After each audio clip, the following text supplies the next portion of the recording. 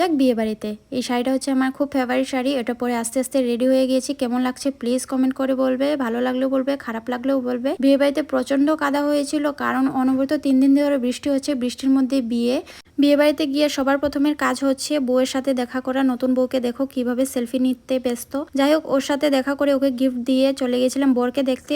এখানে দেখো বর রেডি হয়ে, মানে বিয়ের যে ড্রেসটা ওটা পরে এখানে এসে বসলো। যাই হোক, বরটর দেখে চলে গিয়েছিলাম আমরা খেতে।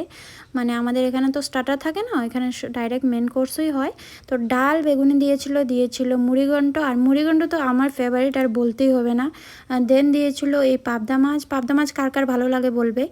পাবদা মাছ দিয়েছিল, দেন দিয়েছিল বড় মাছের পরে দিয়েছিল মাংস, দিয়েছিল শসা, দিয়েছিল পাঁপড়, মিষ্টি আর চাটনিটা কিন্তু খুব টেস্টি হয়েছিল। এটা হচ্ছে পরের দিনের ক্লিপ, যখন বিদায় হয়েছিল।